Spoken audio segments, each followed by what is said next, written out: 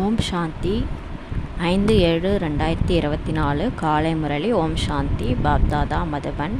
சிவத்தந்தையே பிரம்மா உடலில் அவதரித்து நமக்காக ஆசிரியராகி பாடம் எடுக்க வந்திருக்கிறாரு. நாமெல்லாம் இறைமானவர்கள். இன்றைய ஞான முரளியை அவரது கமலவாயின் மூலமாக நாம் கேட்கலாம். இனிமையான குழந்தைகளே, நினைவின் மூலம்தான் பேட்ரி சார்ஜ் ஆகும்னு சொல்லி பாபா சொல்கிறாங்க. பாபா நினச்சாதான் நம்ம ஆத்மாவில் இருக்கிற ஆத்மாக்கிற சக்தி ஏறிட்டே இருக்கும், சக்தி கிடைக்கும், ஆத்மா கூட சதோப்பிரதானமாக ஆகும்னு சொல்லி சொல்கிறாங்க. அதனால் நினைவு யாத்திரையின் மீது முக்கியமான கவனம் செலுத்துங்கள். அதனால் பாபாவை நினைக்கிறதுல கவனம் செலுத்துங்க சொல்லி சொல்கிறாரு. கேள்வி: எந்த குழந்தைகளின் அன்பு ஒரு பாபாவிடம் இருக்குமோ அவர்களின் அடையாளம் என்னவாக இருக்கும்? எந்த குழந்தைகள் பாபா கிட்ட அன்பு செலுத்துகிறாங்களோ அவங்க அடையாளம் என்னவாக இருக்கும்? ஒரு பாபா மட்டும்தான் அவங்க அன்பு செலுத்துவாங்க. பதில்: முதல் பாயிண்ட்டு, ஒரு பாபாவிடம் அன்பு இருக்குமானால் பாபாவின் பார்வை அவர்களை முழு திருப்தி அடைய செய்துவிடும். அவங்க பாபாவோடைய பார்வையை அவங்கள திருப்தி அடைய செஞ்சிடும். இரண்டாவது பாயிண்ட்டு, அவர்கள் முழு பற்றற்ற நிலையில் இருப்பாங்க. யார் மீது அவங்களுக்கு பற்று இருக்காது, ஒரு பாபா மீது தான் பற்று இருக்கும், முழு பற்றற்ற நிலையில் இருப்பாங்க. மூன்றாவது பாயிண்ட்டு, யாருக்கு எல்லையற்ற தந்தையின் அன்பு பிடித்திருக்கிறதோ அவர்கள் வேறு யாருடைய அன்பிலுமே சிக்கிக்கொள்ள முடியாது சொல்லி சொல்கிறாங்க. ஒரு பாபா மட்டும் பிடிச்சிருக்குன்னா அவங்களுக்கு மற்றவங்களோட அன்பு, தேகதாரின் மீது அன்பில் மாட்டிக்க மாட்டாங்க. நாலாவது பாயிண்ட்டு, அவர்களின் புத்தி பொய்யான கண்டத்தின் பொய்யான மனிதர்களிடமிருந்து விடுபட்டு இருக்கும். இந்த காயமே இது பொய்யடா, வெறும் காற்றடைத்த பையனான்னு சொல்லியிருக்காங்க இல்லையா. இந்த பொய்யான கண்டத்தில் பொய்யான மனிதர்கள்ட்ட மாட்டிக்காது மனசு.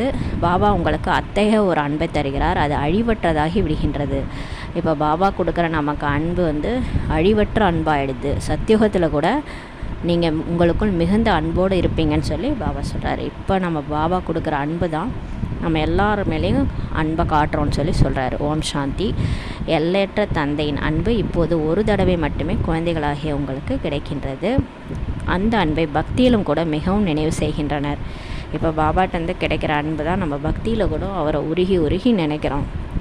பாபா, உங்களுடைய அன்பு கிடைத்தால் போதும், நீங்கள் தான் தாயும் தந்தையும் சொல்லி பாபா சொல்கிறாங்க. அனைத்தும் நீங்களே அப்படியெல்லாம் நம்ம பாடணும். ஒருவரிடமிருந்து தான் அரை கல்பத்திற்கு அன்பு கிடைக்கின்றது சொல்லி பாபா சொல்கிறாங்க. பாபாட்டேருந்து தான் அரை கல்பத்திற்கு நமக்கு அன்பு கிடைக்குது. உங்களுடைய இந்த ஆன்மீக அன்பின் மகிமை அளவற்றது சொல்லி பாபா சொல்கிறாங்க. பாபா தான் குழந்தைகளாகிய உங்களை சாந்தி தாமத்தின் எஜமானர் ஆக்குகிறார் சொல்லி பாபா சொல்கிறாங்க.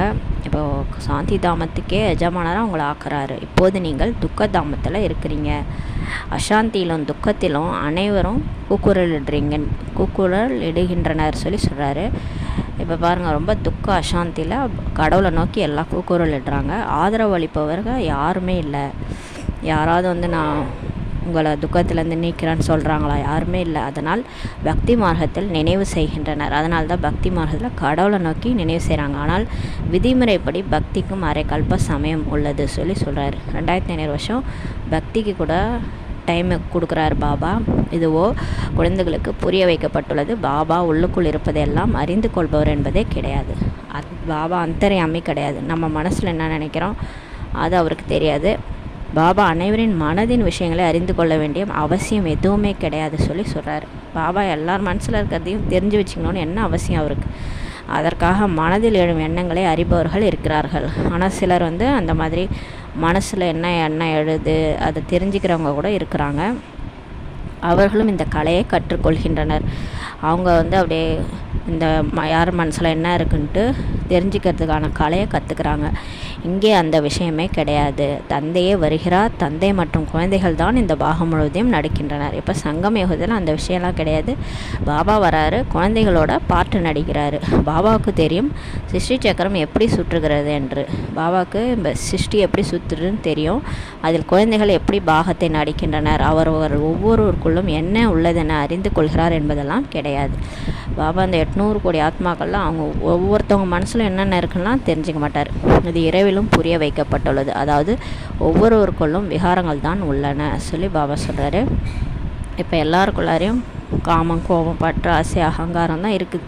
அதை போய் பாபா தெரிஞ்சுட்டு என்ன பண்ண போகிறாரு? மிக மோசமான மனிதர்கள் பாபா வந்து மனமுள்ள மலர்களாக ஆக்குகிறார். இந்த மாதிரி மோசமான மனிதர்களை தான் கடவுள் வந்து மலராக ஆக்குறாரு. இந்த பாபாவின் அன்பு குழந்தைகளாகிய உங்களுக்கு ஒரு முறை மட்டுமே கிடைக்கிறது சொல்லி பாபா சொல்கிறார். இப்போ நம்ம சங்கம யுகத்தில் மட்டும்தான் அவரோட அன்பு கிடைக்குது. பிறகு அது அழிவற்றதாக ஆகின்றது. அங்கே நீங்கள் ஒருவர் மற்றவர் மீது மிகுந்த அன்பு செலுத்துகிறீர்கள்.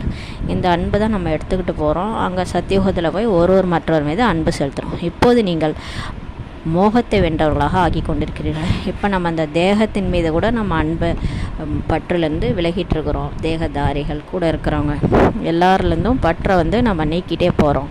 சத்தியுக ராஜ்யம் மோகஜித், பற்றுகளை விடுத்த ராஜா ராணி மற்றும் பிரஜைகளின் ராஜ்யம் என சொல்லப்படுகிறது. இந்த மோகத்தை வென்ற ராஜான்னு ஒரு கதை இருக்குது. அதில் வந்து அந்த இளவரசர் ஒருத்தர் அவர் போவார், அவர் இறந்துட்டாருன்னு சொல்லுவாங்க. அப்போ வந்து அவங்க அப்பா கிட்ட அம்மா கிட்ட ராஜா ராணிகிட்ட சொன்னால் யாருமே கவலைப்பட மாட்டாங்க. அந்த ஊரில் இருக்கிற மக்களோட கவலைப்பட மாட்டாங்க. ஏன்னா எல்லாருமே பற்றை வென்ற ராஜ்யமாக இருக்கும். அது வந்து உண்மையிலே சத்தியுகத்தில் தான் இருக்கும்னு சொல்லி பாபா சொல்கிறாரு. அங்கே ஒருபோதும் யாருமே அழமாட்டார்கள். அங்கே சத்தியுகத்தில் ஒருத்தவங்க உடலை விட்டு இன்னொரு உடல் எடுப்பாங்க, சந்தோஷமாக போவாங்க. அங்கே யாருமே அழமாட்டாங்க. துக்கத்தின் பெயரே அங்கே இருக்காது. அழுகைனா என்னன்னு தெரியாத உலகம் சத்தியுகம். குழந்தைகள், நீங்கள் இப்போ அறிவீர்கள். நிச்சயமாக பாரதத்தில் ஆரோக்கியம், செல்வம் மற்றும் மகிழ்ச்சி இருந்தது, இப்போது இல்லை சொல்லி பாபா சொல்கிறாங்க. ஏனென்றால் இப்போது ராவணராஜ்யத்தில் எப்படி ஆரோக்கியம் இருக்கும், செல்வம் இருக்கும், மகிழ்ச்சி இருக்கும்? எதுவுமே இருக்காது இல்லையா? ஏன்னா இங்கே தூய்மையற்ற ராஜ்யம்ன்றனால தூய்மை இல்லைன்னா சுகம் மற்றும் சாந்தி கிடைக்கவே கிடைக்காது. ஆரோக்கியமும் இருக்காது, மகிழ்ச்சியும் சுகமும் கிடைக்காது. இதில் அனைவரும் துக்கத்தை தான் அனுபவிக்கின்றனர். பிறகு பாபாவை நினைவு செய்கின்றனர். வந்து சுகம் சாந்தி கொடுங்கள், இரக்கம் காட்டுங்கள்லாம் கடவுளை நோக்கி கூக்குரல்றாங்க இல்லையா? எல்லையற்ற தந்தை கருணை மனம் உள்ளவர். ராவணன் இரக்கமற்றவன். கடவுள் பாருங்கள், கருணை வடிவானவர். ஆனால் இந்த ராவணன் இந்த காமம், கோபம், பற்று, ஆசை, அகங்காரம் தான் எல்லாரையும் கொல்லுது இல்லையா? கருணையை வைக்க மாட்டுது. சின்ன குழந்தை கூட பார்க்காம இரக்கம் இல்லாமல் இந்த 5 விகாரம் தான் கொல்லுது. ராவணன் இரக்கமற்றவன், துக்கத்திற்கான வழியை சொல்பவன். அவன் தான் நம்ம கற்றுக் கொடுக்குறான் எப்படி கோபப்படணும் எல்லாத்தையும் சொல்கிறது அந்த ராவணன் தான். மனிதர்கள் அனைவருமே துக்கத்தின் வழியில் செல்கின்றனர். இப்போ மனுஷங்க எல்லாமே துக்கத்துக்கான பாதையில் தான் போயிட்டுருக்குறாங்க. நல்ல வழி சொன்னாலும் வரமாட்டாங்க இல்லையா? கெட்ட பாதை தான் எல்லாருக்கும் பிடிக்குது. அனைத்திலும் பெரிய துக்கம் தருவதே இந்த காம விகாரம். அதனால் தான் பாபா சொல்கிறார், இனிமையான குழந்தைகளே, காம விகாரத்தை வெற்றி கொள்ளுங்கள் சொல்லி சொல்கிறாரு. நீங்கள் வெற்றி அடைஞ்சிட்டிங்கன்னா உலகத்தையே வெற்றி அடைய முடியும்னு சொல்லி சொல்கிறாரு. இந்த லக்ஷ்மி நாராயணரை உலகை வென்றவர்கள் என சொல்வார்கள் இல்லையா? அவங்கள சொல்கிறாங்க இல்லையா லக்ஷ்மி நாராயணர். அப்புறம் உங்களுக்கு என்று நோக்கம் குறிக்கோள் உள்ளது சொல்லி சொல்கிறார். அப்போ உங்களுக்குன்ட்டு அந்த ஏம் ஆப்ஜெக்ட் இருக்குது. மற்ற சத்சங்கெல்லாம் சும்மா போயிட்டு கதா காலட்சேபம் கேட்டுட்டு வந்துடுவோம். அங்கே ஏம் ஆப்ஜெக்டே இருக்காது. இங்கே உங்களுக்குன்னு நோக்கம் குறிக்கோள் இருக்குது. கோயில்களுக்கு கூட செல்கின்றனர். ஆனால் அவர்களின் வாழ்க்கை வரலாறு பற்றி எதுவுமே தெரியாது. கோயிலுக்கு போகிறாங்க, பூஜை செய்கிறாங்க. ஆனால் அந்த சாமி எங்கேருந்து வந்தது, எதுக்காக அந்த பூஜை செய்கிறாங்கன்ட்டு எதுவுமே புரிஞ்சுக்கிறது இல்லை. எப்படி பொம்மைகளின் பூஜை நடைபெறுதோ அதுபோல் தேவிகளுக்கும் பூஜை செய்கிறாங்க. படைத்து நல்லா அலங்கரித்து போக வச்சு படைக்கிறாங்க. ஆனால் அந்த தேவிகளோ அந்த போகையே சாப்பிடுவதே இல்லை. பிராமணர்கள் சாப்பிட்டு விடுகின்றனர். படைத்து பிறகு பராமரிப்பு செய்து விநாசம் செய்து விடுகின்றனர் சொல்லி பாபா சொல்கிறார். இது குருட்டு நம்பிக்கை எனப்படும் சொல்லி பாபா சொல்கிறாங்க. அந்த விநாயகர் சதுர்த்தி அன்னைக்கு விநாயகர் செஞ்சு எல்லாம் படைச்சி பூஜை பண்ணி திரும்ப கொண்டு போய் கடலில் போட்டுருவாங்க. இதெல்லாம் என்ன குருட்டு நம்பிக்கைன்னு சொல்லி பாபா சொல்கிறார். சத்தியுகத்தில் இவ்விஷயங்களே இருப்பதே இல்லை. சத்தியுகத்துலலாம் இந்த மாதிரி விஷயங்களே பக்தியே கிடையாது. ஏன்னா அவங்க பக்தியோட பிராப்தியாக ஞானம் அடைஞ்சு ஞானத்தினுடைய பலனை அங்கே அனுபவிச்சுருப்பாங்க. இந்த வழக்கங்கள் எல்லாம் கலியுகத்தில் தான் வெளிப்படுகின்றன சொல்லி பாபா சொல்கிறார். நீங்கள் முதல்ல ஒரு சிவபாபாவுக்கு தான் பூஜை செய்கிறீர்கள். அது அவ்விபச்சார ஒருவரை மட்டும் வழிபடும் பக்தி சரியான பூஜை என சொல்லப்படும். பிறகு நடைபெறுகிறது. விபச்சார பக்தின்றது பூஜைன்றது பலரை வழிபடுவது. இந்த விநாயகர், முருகர் அப்படின்ட்டு எல்லாரையும் வழிபடுறோம். எத்தனை கடவுள்னு தெரியாமல் நம்ம தான் இந்த இந்து தர்மத்தில் தான் சாமி எந்த அளவுக்கு நிறைய கடவுளை வழிபடுறாங்க. பாபா என்று சொல்லும்போதே பரிவாரத்தின் நறுமணம் வருகிறது சொல்லி சொல்கிறார். பாபான்னு சொன்னாலே ஃபேமிலி ஞாபகம் வந்துடுது, பிகேஸ் எல்லாருமே ஞாபகம் வந்துடும் சொல்கிறார். நீங்களும் சொல்கிறீர்கள் இல்லையா, நீங்கள் தான் தாயும் தந்தையும், உங்களுடைய இந்த ஞானம் தரும் கிருபை மூலம் எங்களுக்கு அளவற்ற சுகம் கிடைக்கின்றது சொல்லி நம்ம சொல்கிறோம் பாபாட்ட. ஏன்னா இந்த ஞானத்தினால தான் நம்ம எல்லாத்துலேருந்து எல்லா பிரச்சனையிலேருந்து வெளியே வந்தோம். புத்தியில் நினைவு உள்ளது, நாம் முதலில் மூலவதனத்தில் இருந்தோம், அங்கிருந்து இங்கே நம் பாத்திரத்தை ஏற்று நடிப்பதற்காக வருகிறோம். இப்போ நமக்கு நினைவு இருக்குது. ஃபஸ்ட்டு நம்ம சாந்தி தாமத்துலேருந்து தான் நடிக்க வந்தோம், இங்கே பாட்டு நடிக்கிறதுக்காக வந்திருக்கிறோம். முதலில் நாம் தெய்வீக ஆடைய சரீரம் எடுத்து நடிக்க வந்தோம். தேவதா சரீரத்தில் நடிக்க வரும்போது தேவதான்ட்டு சொல்லிக்கிறோம். பிறகு சத்திர வைஷ்ய சூத்திர வர்ணத்தில் வெவ்வேறு பாத்திரங்களை நடிக்கின்றனர் சொல்லி சொல்கிறாரு. அப்போ மறுபிறவி எடுத்து விதவிதமான பாட்டு நம்ம நடித்தோம். இவ்விஷயங்களை நீங்கள் முதலில் அறிந்திருக்கவில்லை. இந்த மாதிரியான விஷயங்கள்லாம் நம்ம அறிஞ்சிக்கவே இல்லை. இப்போது பாபா முதல் இடைக்கடையின் ஞானத்தை குழந்தைகளாகிய உங்களுக்கு தந்துள்ளார். தம்மை பற்றிய ஞானத்தையும் தந்துள்ளார். இப்போ கடவுளே நமக்கு என்ன நடந்ததுன்னு எல்லாத்தையும் புரிய வச்சு அவரை பற்றிய ஞானத்தையும் கொடுத்துருக்கிறார், நம்ம பற்றிய ஞானத்தையும் கொடுத்துருக்கிறார். நான் இந்த உடலில் பிரவேசமாகின்றேன், இவர் தம்முடைய 84 பிறகுகளை பற்றி அறிந்திருக்கவே இல்லை சொல்லி பாபாவே சொல்கிறார். கடவுள் நான் எப்படி வரேன், நான் இந்த பிரம்மா உடலில் அவதரித்து அவர் உடலில் பிரவேசமாகி உங்களுக்கு இந்த ஞானத்தை சொல்கிறேன், ஆனால் இவருக்கு இவரோட பிறவியே தெரியாது சொல்லி சொல்கிறாரு. நீங்களும் கூட அதே மாதிரி தான் எத்தனை பிறவிகள் எடுத்தீங்கன்ட்டு அறிந்திருக்கவே இல்லை. ஷியாம் சுந்தர் பற்றிய ரகசியமும் புரிய வைக்கப்பட்டுள்ளது சொல்லி பாபா சொல்கிறாங்க. ஷியாம்னா யார், சுந்தர்னா யார்? கிருஷ்ணர் தான் அழகாக இருக்கும்போது சுந்தர், கருப்பாயிட்டும் போது ஷியாம்னு சொல்கிறோம். இந்த ஸ்ரீகிருஷ்ணர் புது உலகத்தின் முதல் இளவரசர். ராதை 2ஆம் நம்பரில் இருக்கிறாரு. சில வருடங்களின் வித்தியாசம் அவங்களுக்கு இருக்கும். சிருஷ்டியின் ஆரம்பத்தில் இவர் முதல் நம்பரில் சொல்லப்படுகிறார். முதல் கிருஷ்ணர் தான் பிறக்கிறார். அதுக்கப்புறம் தான் ராதை பிறப்பாங்க சில வருடங்கள் கழித்து. அதனால்தான் கிருஷ்ணர் மீது எல்லாருமே அன்பு செலுத்துகிறாங்க. இவர்தான் ஷியாம் என்றும் சுந்தர் என்றும் சொல்லப்படுகிறார். சொர்க்கத்திலோ அனைவருமே சுந்தராகவே இருந்தனர்.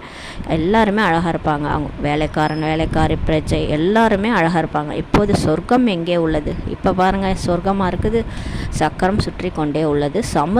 சமுத்திரத்தின் கீழே சென்று விட்டது என்பதெல்லாம் கிடையாது. இந்த பூமி சுத்தத்தினால சொர்க்கம் இது சமுத்திரத்துக்கு கீழே போயிடுச்சுன்னெலாம் கிடையாது. எப்படி இலங்கை துவாரகை கீழே சென்று விட்டதாக சொல்கின்றனர், அப்படியெல்லாம் இல்லை சொல்லி பாபா சொல்கிறார். இந்த துவாரகாலாம் இலங்கையெல்லாம் கடலுக்கடியில் இருக்குதுன்னு சொல்கிறாங்களே, அப்படிலாம் இல்லை. இந்த சக்கரம் சுற்றுகின்றது. இந்த சக்கரத்தை அறிந்து கொள்வதன் மூலம் நீங்கள் சக்கரவர்த்தி மகாராஜா மகாராணியாக உலகத்தின் எஜமானர்களாக ஆகிறீர்கள் சொல்லி பாபா சொல்கிறார். நம்ம 5000 வருடங்களாக ஒரு பார்ட்டாக நடித்து வரும்போது இந்த சக்கரம் சுற்றிக்கிட்டே வந்தது. சத்தியுகம், திரேதாயுகம், துவாபரயுகம், கலியுகம். ஒவ்வொரு யுகத்திற்கும் நிறைய நடுவில் பூகம்பங்கள்லாம் நடந்திருக்கு. அதனால் மாற்றம் தான் ஏற்பட்டிருக்குது. இதை நீங்கள் தெரிஞ்சுக்கிட்டிங்கன்னா சக்கரவர்த்தி மகாராஜா மகாராணியாக ஆகிடுவீங்க, உலகத்துக்கு எஜமானராகவே ஆகிடுவீங்கன்னு சொல்லி சொல்கிறார். பிரஜையும் கூட தன்னை எஜமானன் என்றே புரிந்து கொண்டுள்ளார் இல்லையா? சொர்க்கத்தில் பிரஜையாக நடிக்கிறவங்க கூட தன்னை உலகத்துக்கே எஜமானன்ட்டு புரிஞ்சிருப்பாங்க. நம்முடைய ராஜ்யம் என சொல்வார்கள் சொல்லி சொல்கிறார். உலகமே நம்முடையது. ஒரு 9 லட்சம் பேர் தான் முழு உலகத்துலேயே இருப்பாங்கன்னா அப்போ அந்த உலகமே நம்மளுதுன்னு நினச்சிட்ருப்பாங்க. அதனால தான் இந்த பாட்டெலாம் இருக்கு இல்லையா, எங்களுக்கும் காலம் வரும், காலம் வந்தால் வாழ்வு வரும், வாழ்வு வந்தால் அனைவரையும் வாழ வைப்போம். அப்போ எல்லாருமே ஒன்றா வாழ்வோம், எல்லாருக்கும் எல்லாமும் பெற வேண்டும்ன்ற காலம்லாம் சொர்க்கத்தில் தான் கிடைக்கும். பாரதவாசிகள் நமது ராஜ்யம் என்று சொல்வார்கள். பாரதம் என்ற பெயர் உள்ளது. பாரதம் தான் இந்த முழு உலகத்துக்கே பேர். இந்துஸ்தான் என்ற பெயரே தவறாகும். வாஸ்தவத்தில் ஆதி சனாதன தேவி தேவதா தர்மம் தான். ஆனால் தர்ம பிரஷ்டம் கர்ம பிரஷ்டம் ஆனதுனால கர்மா தரக்குறைவானதுனால தன்னைத்தானே தேவதான சொல்லிக்கொள்ள முடியாது. இதுவும் ட்ராமாவில் விதிக்கப்பட்டுள்ளது. இல்லை என்றால் பாபா எப்படி மீண்டும் தேவி தேவதா தர்மத்தை ஸ்தாபனை செய்வது சொல்லி சொல்கிறார். நம்ம இந்த மாதிரி ஆனால் தானே கடவுள் திரும்ப பூமிக்கு நம்மளை திரும்ப தேவதையாக மாற்ற முடியும். முன்பு உங்களுக்கும் கூட இந்த அனைத்து விஷயங்கள் பற்றியும் தெரியாமல் தான் இருந்தது. இப்போ தான் பாபா நமக்கு புரிய வைத்துள்ளார் சொல்லி பாபா சொல்கிறாங்க. அத்தகைய இனிமையான பாபா, அவரையும் நீங்கள் மறந்துடுறீங்க. அனைவரை காட்டிலும் இனிமையான பாபா இல்லையா சொல்லி சொல்கிறார். மற்றபடி ராவண ராஜ்யத்தில் உங்களுக்கு அனைவருமே துக்கம்தான் தருகின்றனர் இல்லையா? இங்கே ஒரே துக்கம்தான் இல்லையா? அதனால் எல்லையற்ற தந்தை அனைவருமே நினைவு செய்கின்றனர். அவருடைய நினைவில் அன்பின் கண்ணீர் விடுகின்றனர். ஹே மணவாளனே, எப்போது வந்து மணமகள்கள் அனைவரையும் சந்திப்பீர்கள் சொல்லி அன்பு கண்ணீர் விடுறாங்க. ஏனென்றால் நீங்கள் அனைவருமே இப்போது பக்தர்கள். பக்திகளின் பதி பகவான் ஆவார். நம்ம எல்லாருமே பக்தி செஞ்சு தான் வந்திருக்கோம். பகவானை தேடி அலைஞ்சோம். மணமகளாக இப்போ நம்மளை செலக்ட் பண்ண வந்திருக்கிறாரு பாபா. நம்மளுடைய பதி அவர் தான். பகவான் வந்து பக்தியின் பலனை இப்போ கொடுக்குறாரு, வழி சொல்கிறார், மேலும் புரிய வைக்கிறாரு. இது 5000 வருடங்களின் விளையாட்டு. சிவனே சொல்கிறார், சத்தியமானவர் சிவன். படைப்பவர் மற்றும் படைப்பினுடைய முதல் இடைக்கடை பற்றி எந்த ஒரு மனுஷனுக்குமே தெரியாது. மனிதன் யாருக்காவது தெரியுமா? ஆன்மீக தந்தை தான் மற்றும் ஆன்மீக குழந்தைகள் தான் இந்த விஷயங்கள்லாம் அறிவார்கள். எந்த ஒரு மனிதருமே அறிந்திருக்கவில்லை. தேவதைகளுக்கு கூட இந்த ரகசியம் தெரியாது. இந்த ஆன்மீக தந்தை தான் அறிந்திருக்கிறார். அவர் தம்முடைய குழந்தைகளுக்கு வந்து இப்போ புரிய வைக்கிறார். வேறு எந்த ஒரு தேகதாரையிடமும் இந்த படைப்பவர் மற்றும் படைப்பினுடைய முதலிடை கடை பற்றிய ஞானம் இருக்கவே முடியாது சொல்லி பாபா சொல்கிறார். இந்த ஞானம் கடவுளுக்கு மட்டும்தான் தெரியும். அடுத்தது பிராமணர்களுக்கு தெரியும். மற்றபடி பிரம்மா வழி பிராமணர்களுக்கு தெரியும். மற்றபடி யாருக்குமே தெரியாது. இந்த ஞானம் இருப்பது ஆன்மீக தந்தையிடம். அவர் தான் ஞானேஸ்வர் என்று சொல்லப்படுகிறார் சொல்லி பாபா சொல்கிறார். ஞானேஸ்வர் வந்து உங்களுக்கு ஞானம் கொடுக்குறார், ராஜேஸ்வர் ஆகிறதுக்காக சொல்லி சொல்கிறார். அதனால் இது ராஜயோகம் என சொல்லப்படுகிறது. மற்றபடி அதெல்லாம் ஹடயோகம். இது நம்மளுடையது ராஜயோகம். சிவனே வந்து சொல்லி கொடுக்குற பழமையான பாரதத்தின் பழமையான யோகம் ராஜயோகம், புகழ் பாடப்பட்டிருக்கிறது. ஆனால் மற்ற அவங்களுடையது ஹடயோகம். ஹடயோகிகளின் சித்திரம் கூட அதிகமாக இருக்குது. சன்னியாசிகள் எப்போது வருகிறாங்களோ அவர்கள் வந்து பின்னால் ஹடயோகம் கற்றுக் கொடுக்குறாங்க. அதில் விருத்தியானதும் ஹடயோகம் கற்பிக்கின்றனர். அதுக்கப்புறம் சன்னியாச தர்மம் வருது இல்லையா, அப்போ வந்து அவங்க வந்து அந்த மூச்சு பயிற்சி, அப்புறம் அந்த கை கால்களை எல்லாம் வந்து எப்படி அந்த ஆசனங்கள் செய்கிறது இதெல்லாத்தையும் சொல்லி கொடுத்து உடல் ஆரோக்கியத்துக்காக மாற்றிட்டாங்க யோகத்தை. அது விருத்தியானதும் அதை கற்பிக்கிறாங்க. பாபா இப்போ புரிய வைக்கிறார், நான் வருவதே சங்கம் யுகத்தில் தான். வந்து ராஜதானியை தான் ஸ்தாபனை செய்கிறேன். ராஜயோகம் கற்றுக் கொடுத்து கடவுள் வந்து ராஜதானியை ஸ்தாபனை செய்கிறார். சொர்க்கத்தையே உருவாக்குறார். ஸ்தாபனையை இங்கே தான் செய்கிறேன், சத்தியுகத்திலே இல்லை சொல்லி சொல்கிறார். இங்கே தான் வந்து கடவுள் வந்து ஸ்தாபனை பண்ணுறார். சத்தியுகத்தில் போய் அப்படியே அங்கேயே தேவதைகளை ஸ்தாபனை பண்ணுறதில்ல. இங்கே மனிதர்களை மோசமான மனிதர்களை செலக்ட் பண்ணி அவங்கள தான் தேவதையாக்கி ராஜதானியை உருவாக்குறாரு. சத்தியுக ஆரம்பத்தில் ஒரு ராஜ்யம் இருக்கும் என்றால் நிச்சயமாக சங்கமயுகத்தில் தான் ஸ்தாபனை ஆகின்றது. சொர்க்கத்தில் ராஜ்யம் இருக்குதுன்னா அப்போ அதுக்கு முன்னாடி கொஞ்சம் காலம்தானே அந்த ஸ்தாபனை நடந்திருக்கும், யார் யார் ராஜா ராணின்ட்டு. அது சங்கமயுகத்தில் தான் நடக்குது. இங்கே கலியுகத்தில் அனைவருமே பூஜாரிகள். கலியுகத்தில் எல்லாம் பூஜை செய்கிறவங்க தான், யாருமே பூஜைக்குரியவர் கிடையாது. சத்தியுகத்தில் இருக்கிறவங்க எல்லாருமே பூஜைக்குரியவர்கள். ஆக பாபா பூஜைக்குரியவர்களாக ஆக்குவதற்காக தான் வருகிறார். அவர் வந்து நடிக்க வர்றதில்லை, நம்மளை தான் பூஜைக்குரியவர்களாக மாற்ற வந்திருக்கிறாரு. பூஜாரி ஆக்குபவனே ராவணன். ஆனால் நம்மளை வந்து பூஜைக்கு தகுந்தவர்லேருந்து பூஜாரியாக ஆக்கிறவன் இந்த 10 தலை ராவணன். இவை அனைத்துமே அறிந்து கொள்ள வேண்டும் இல்லையா? இது உயர்ந்தலும் உயர்ந்த படிப்பாகும். இந்த ஆசிரியரை பற்றி யாருமே அறிந்து கொள்ளவில்லை. பாருங்கள், இந்த மாதிரி உலகத்தில் ஒரு விஷயம் நடக்குது. கடவுளே வந்து பாடம் எடுத்து எல்லாரையும் மாற்றிட்டு இருக்கிறாருன்றது யாருக்குமே தெரியாது. அவர் சுப்ரீம் தந்தையாகவும் இருக்கிறாரு, ஆசிரியராகவும் இருக்கிறாரு, சத்குருவாகவும் உள்ளார். இதை யாருமே அறிந்திருக்கவில்லை சொல்லி பாபா சொல்கிறார். பாபா தான் வந்து தம்மை பற்றிய முழு அறிமுகத்தையும் நமக்கு கொடுக்கிறார். குழந்தைகளுக்கு தாமே கற்பித்து பிறகு உடன் அழைத்து செல்கிறார். கடவுளே வந்து அவர் யாருன்னு சொல்லி பாடம் சொல்லி கொடுத்து ஒரு சிருஷ்டி ரகசியத்தை சொல்லி கொடுத்து தன் கூடவே அழைத்து செல்கிறார். தந்தையாகவும் ஆசிரியராகவும் சத்குருவாகவும் கூடவே அழைத்து போகிறார். எல்லையற்ற தந்தையின் அன்பு கிடைக்கின்றது என்றால் பிறகு வேறு எந்த அன்புமே பிடிக்காது. கடவுளோட அன்பை அனுபவம் பண்ணவங்களுக்கு மனிதருடைய அந்த அல்பகால விஷயங்கள் எதுவுமே பிடிக்காது சொல்லி சொல்கிறார். இச்சமயம் இருப்பது பொய்யான கண்டமாகும். இப்போ பாருங்கள், எல்லாமே பொய். சுற்றி எல்லாமே பொய் தான். உலகமே பொய்.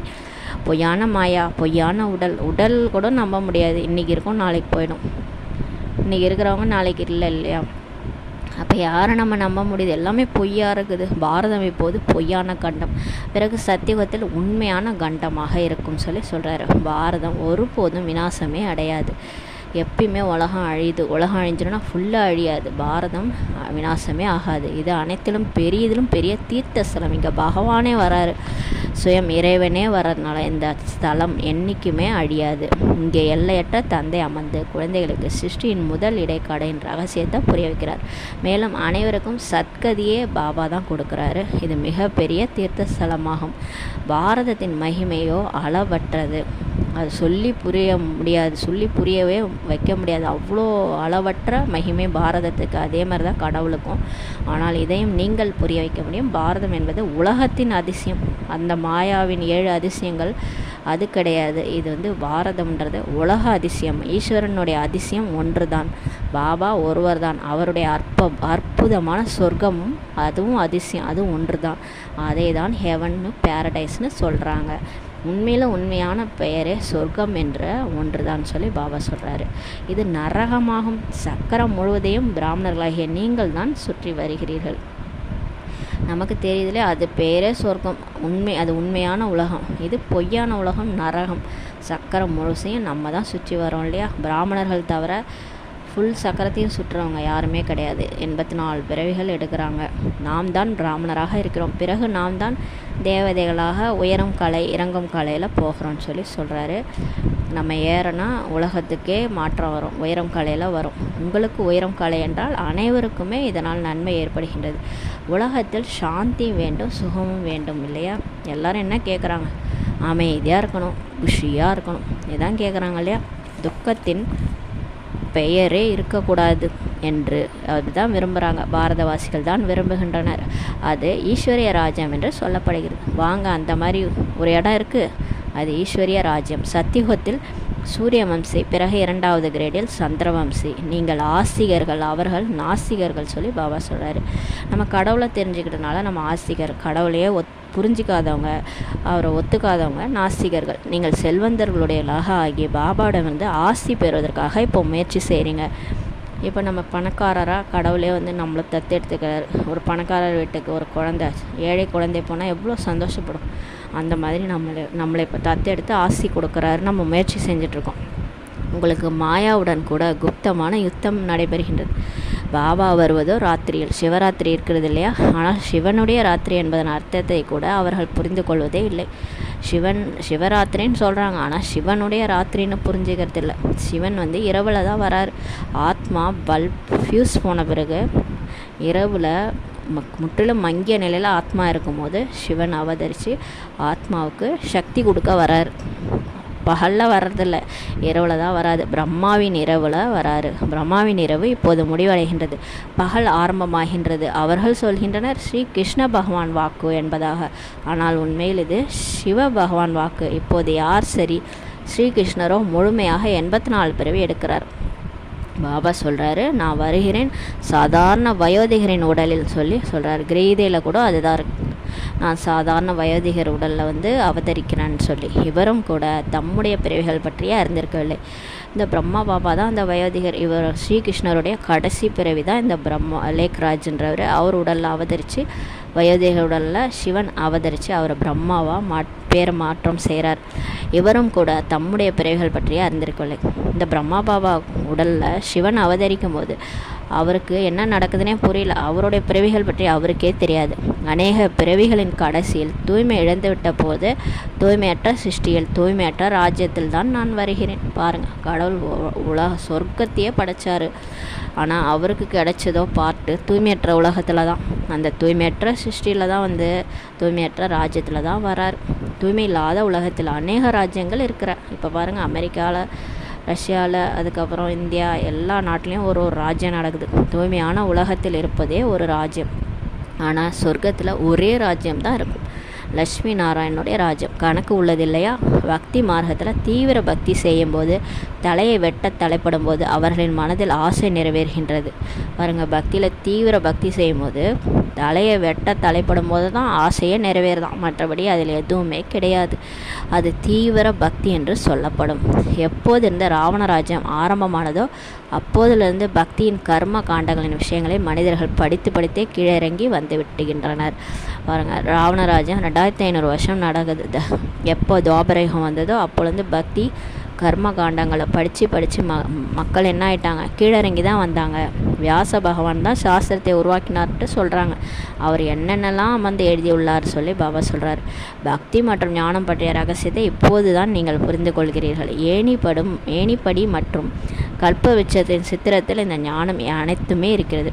பாபா காட்சியில் காட்டின ஏணிப்படி சித்திரம், கல்பவிருட்சத்தின் சித்திரத்தை எல்லா ஞானமும் இருக்குது சொல்லி சொல்கிறார்.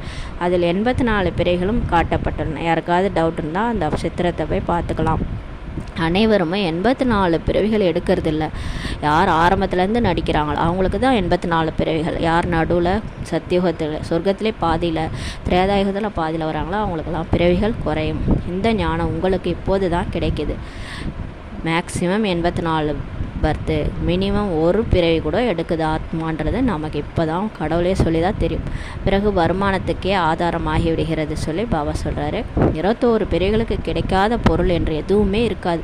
இப்போ நீங்கள் பாபா கிட்ட ஞானம் கேட்டு நீங்கள் யோகா பண்ணி பாபா நினைக்கிறதுனால 21 பிறவிக்கு உங்களுக்கு கிடைக்காத பொருள்னே இருக்காது சொல்லி சொல்கிறார். அதனால தான் சொல்கிறார் இல்லையா, நீங்கள் சேலையெல்லாம் சேர்த்து வச்சு என்ன பண்ண போகிறீங்க, அங்கே அவ்வளோ கிடைக்க போகுது, இங்கே ஏன் சேர்த்து வைக்கிறீங்க, போகும்போது எடுத்துகிட்டா போக போகிறீங்க. அதனால் அதன் பிராப்திக்காக முயற்சி எதுவுமே செய்ய வேண்டியிருக்காது. அங்கே போயெல்லாம் நான் வந்து இந்த பொருள் வாங்கணும் அந்த பொருள் வாங்கணுன்ட்டு இங்கெல்லாம் பாருங்கள் எவ்வளோ முயற்சி பண்ணுறாங்க. கார் வாங்கணும், பங்களா வாங்கணுன்னா அந்த என்னென்னமோ காசு சேர்த்து வைக்கிறாங்க, கஷ்டப்படுறாங்க. ஆனால் அங்கெல்லாம் எதுக்குமே நீங்கள் முயற்சி பண்ணாமலே உங்களுக்கு எல்லாம் கிடைக்கும்.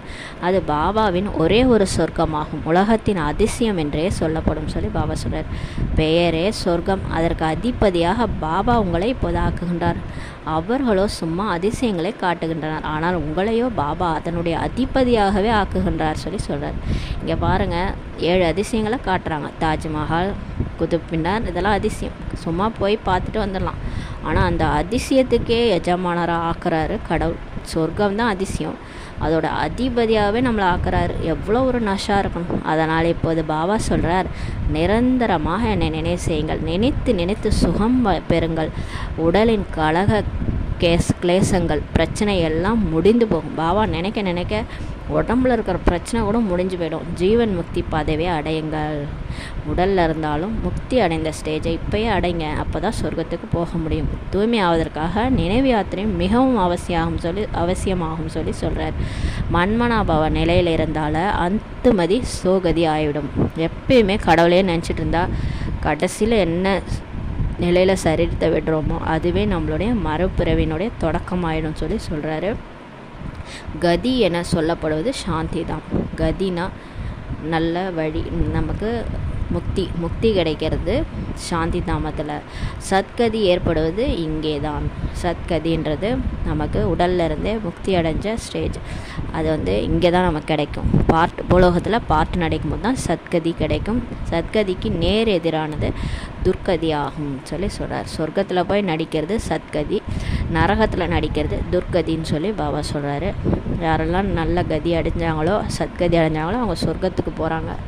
இறைவனை நம்பி இறைவன் காட்டுற வழியில் பயணிக்கிறவங்க சொர்க்கத்துக்கு போவாங்க, சத்கதி அடைவாங்கன்னு சொல்லி சொல்கிறார். இப்போது நீங்கள் தந்தையையும் படைப்பினுடைய முதலிடை கடையையும் அறிந்து கொண்டு விட்டீர்கள். உங்களுக்கு பாபாவின் அன்பு கிடைக்கின்றது. பாபா பார்வையாலேயே முழு திருப்தி அடைந்தவர்களாக செய்து விடுகிறார். எல்லோருடைய முன்பாக வந்து தான் ஞானத்தை சொல்வார் இல்லையா. பாபா ஒருத்தர் முன்னாடியே எல்லாருக்கும் தானே ஞானத்தை சொல்கிறாரு. இது பிரேரணையின் விஷயமோ எதுவுமே கிடையாது. பாபா எல்லாருக்கும் ஞானம் சொல்லியாகணும். ஒரு ஆளுக்கு மட்டும் கொடுப்பாரா, மேலேருந்து டச் பண்ணி ஒரு ஆத்மாவை மட்டும் மாற்ற மாட்டார். எல்லாரையும் மாற்றணும்னா வந்து தான் சொல்வார் இல்லையா.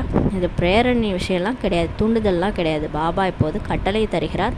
இது போல் நினைவு செய்வதன் மூலம் சக்தி கிடைக்கும். எப்படி பேட்டரி சார்ஜ் ஆகிறது இல்லையா. இப்போது சர்வ சக்திவான் பாபாவிடம் புத்தி யோகத்தை ஈடுபடுத்துவதன் மூலம் பிறகு நீங்கள் தமோ பிரதானத்திலிருந்து சதோ பிரதானமாக ஆகிவிடுவீர்கள் சொல்லி பாபா சொல்கிறார். பாருங்கள், பாபா வந்து எப்படி செல்ஃபோன் சுவிட்சு போட்டு சார்ஜ் ஏற்றுறீங்கள்ல, அந்த மாதிரி பாபாவை நினைவு செய்யும் போது ஆத்மா சக்திசாலியாக ஆகிடும், பேட்ரி சார்ஜ் ஆகிவிடும். அப்புறம் நீங்கள் தமோ பிரதானத்துலேருந்து கூட சதோ பிரதானமாக ஆகிடுவீங்கன்னு சொல்லி சொல்கிறாரு. பாபா தான் வந்து அனைவரின் பேட்டரியும் இப்போ சார்ஜ் செய்கிறார். இப்போ எல்லாரும் லோ பேட்டரியான எல்லா ஆத்மாவையும் வந்து ஃபுல் பேட்டரி ஆக்கி விடுறதுக்கு பாபா வந்துக்கிறார். சர்வ சக்திவான் பாபா மட்டும்தான், வேறு யாருமே கிடையாது. கடவுள் ஒருத்தர் தான் சர்வசக்திவான். அவர்கிட்ட தான் பவர் சோர்ஸ், மெயின் சோர்ஸ். அவர்கிட்ட தான் எல்லாருக்குமே சக்தி கிடைக்குது. அவர் நினச்சா போதும் சக்தி கிடைச்சிடும். இந்த இனிமையான விஷயங்களை பாபா தான் அமர்ந்து புரிய வைக்கிறார். அந்த பக்தியின் சாஸ்திரங்களையோ ஜென்மாந்தரமாக படித்தே வந்தீர்கள். இப்போது பாபா அனைத்து தர்மங்களையும் சேர்ந்தவர்களுக்காக ஒரே ஒரு விஷயந்தான் சொல்கிறார்.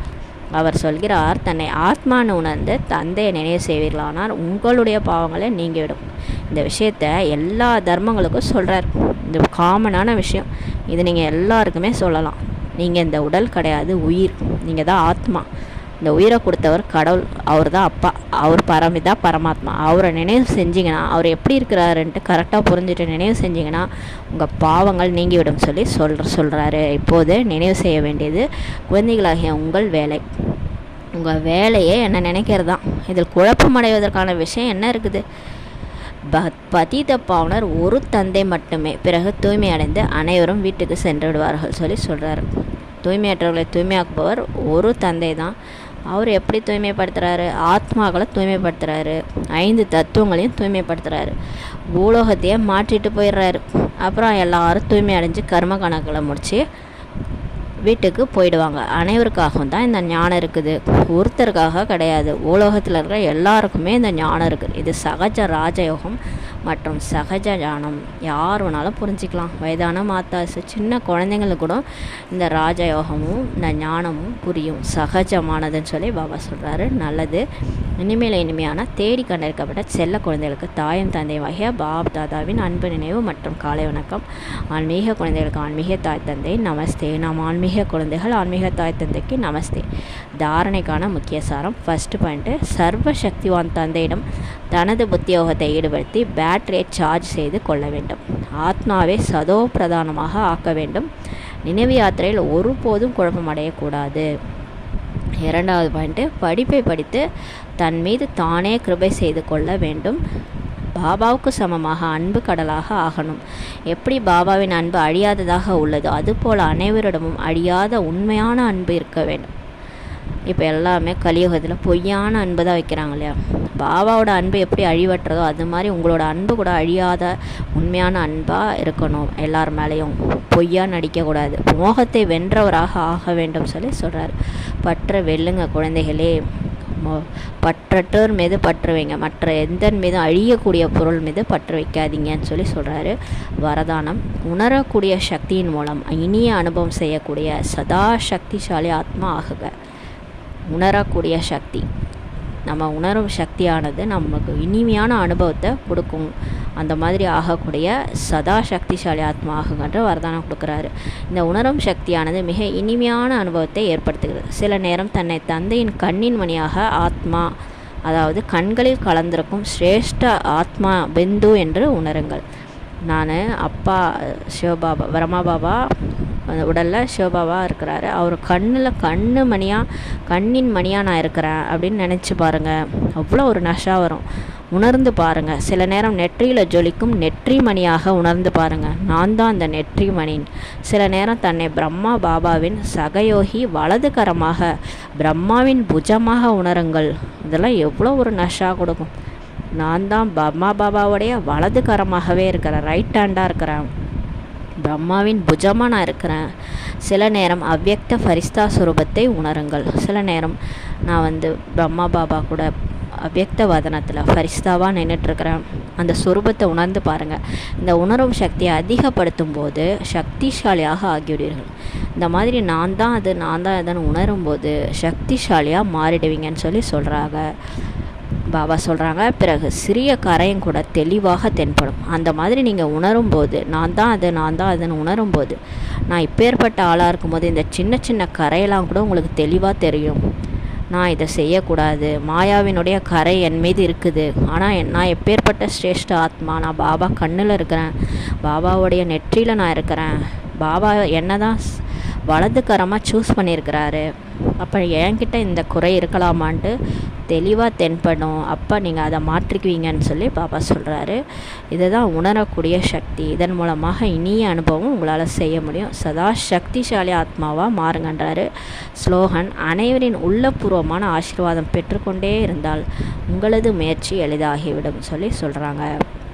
நம்ம இது வரைக்கும் ராவண ராஜ்யத்தில் எல்லாருக்கிட்ட இருந்தும் சாபந்தான் வாங்கிட்டு வந்தோம் இல்லையா. என்னென்ன திட்டியிருப்பாங்க நம்மளை, நீ எல்லாம் உருப்பிடுவியா, எப்படி எப்படி திட்டியிருப்பாங்க. இப்போ நம்ம பாபா குழந்தையாகி எல்லாருக்கும் நல்லது செஞ்சு சுப பாவனை சுப ஆசை வச்சு எல்லாருக்கும் நன்மையே நினைக்கும் போது, எண்ணத்தால் அவங்களுக்கு மனசா சேவை செய்யும்போது எல்லார்ட்டேருந்து ஆசீர்வாதம், உள்ளபூர்வமான ஆசீர்வாதம் நம்மக்கிட்ட கிடச்சிட்டே இருக்கும். நீங்கள் எல்லாருக்கும் சகயோகியாக இருக்கும்போது, சகஜ யோகியாக இருக்கும்போது அவங்கள்ட்டேருந்து ஆசீர்வாதம் கிடச்சிட்டே இருக்கும். அப்போது உங்களுடைய முயற்சி எளிதாக மாறிவிடும். கஷ்டப்பட்டு பாபா நினைக்கிறீங்கல்ல, அப்போ ஈஸியாக பாபா நினைப்பீங்கன்னு சொல்லி பாபா சொல்கிறாங்க. ஓம் சாந்தி. நன்றி பாபா, நன்றி ராமா, நன்றி பரிவாரம். ஓம் சாந்தி.